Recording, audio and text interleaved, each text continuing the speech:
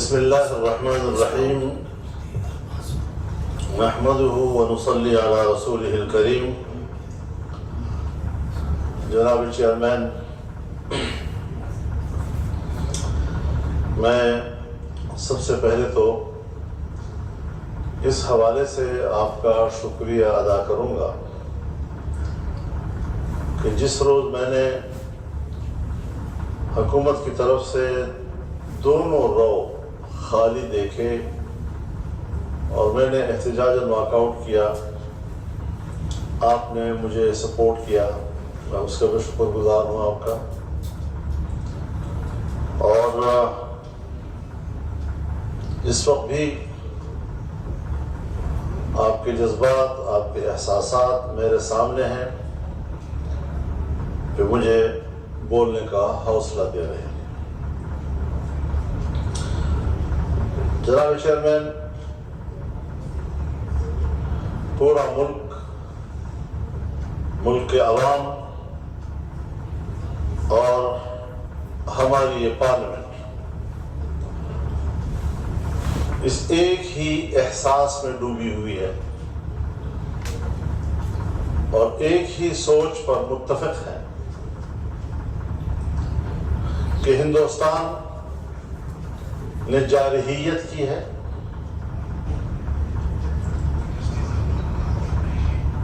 پہلگام واقعے کو بنیاد بنا کر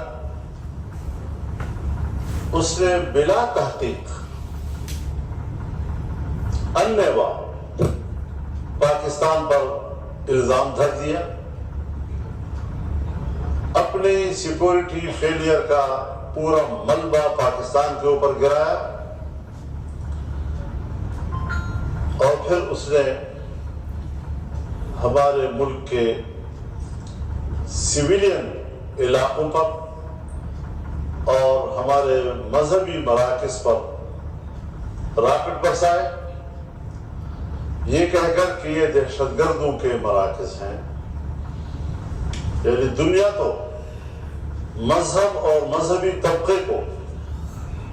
دہشت گرد کی نظر سے دیکھتی ہے،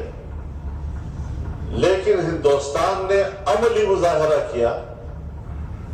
اور انہوں نے ہمارے مساجد کو نشانہ بنایا، مساجد کے قرب جوار میں رہنے والی فیملیز ان کو نشانہ بنایا،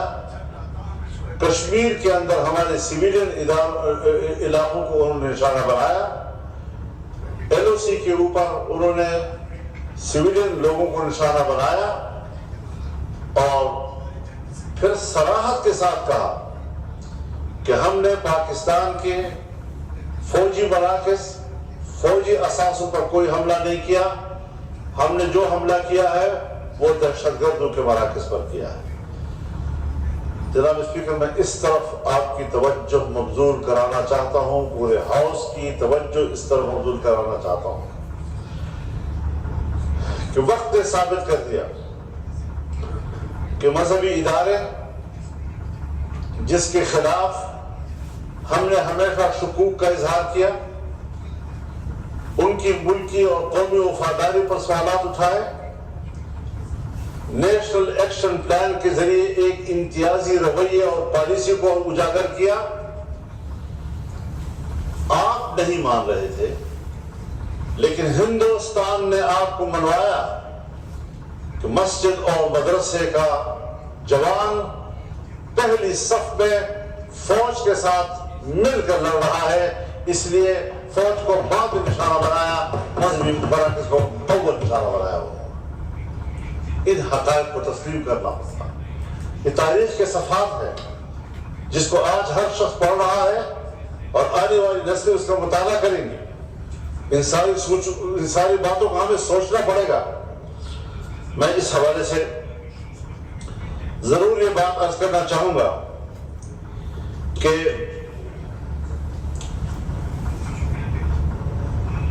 ہمیں اس وقت کن باتوں کو مد نظر رکھنا ہے۔ ہماری اسٹیبلشمنٹ اور ہماری فوج اس بات کا اعتراف کر رہی ہے اور کرنا چاہیے کہ کہ اگر قوم ان کی پشت پر نہیں ہے تو وہ محاذ کی جنگ نہیں لڑ سکتی۔ سن 1965 میں قوم فوج کی پشت پر تھی۔ آج بھی 6 ستمبر 1965 کو ہم یوم فتح کے طور پر مناتے ہیں، یوم دفاع پاکستان، یعنی کامیاب دفاع کیا تھا۔ لیکن 1971 میں جب قوم فوج کی پشت پر نہیں تھی تو پلٹن میدان ڈھاکہ میں ہم نے سرنڈر کیا، جو تاریخ کا ایک سیاہ باب ہے۔ آج ایک بار پھر ہمیں اس صورتحال کا سامنا کرنا پڑا ہے۔ میں اس بات کا بھی اعتراف کرتا ہوں کہ الزام دھرنے میں بھی ہندوستان نے پہل کی، جھوٹا الزام لگایا، اور حملہ کرنے میں بھی ہندوستان نے پہل کی۔ پاکستان کی پوری کارروائی، چاہے وہ بری ہو چاہے وہ فضائی ہو، وہ دفاعی تھی، اور جس بھرپور انداز کے ساتھ پاکستان نے دفاع کیا ہے، تاریخ ہمیشہ اس کو قدر اور احترام کی نظر سے دیکھے گی۔ اور آج پارلیمنٹ کے اس فلور پر میں انشاءاللہ پورے ایوان کی نمائندگی کرتے ہوئے یہ کہنے کی جرات کر سکتا ہوں کہ پاک فوج کو ہم خراج تحسین پیش کرتے ہیں۔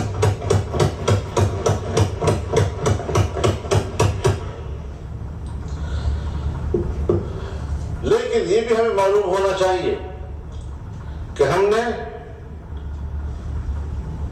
جس جنگ کا آغاز اب کر لیا ہے، دفاعی پوزیشن میں کیا لیکن کر لیا ہے، سو ہم آج بھی دفاعی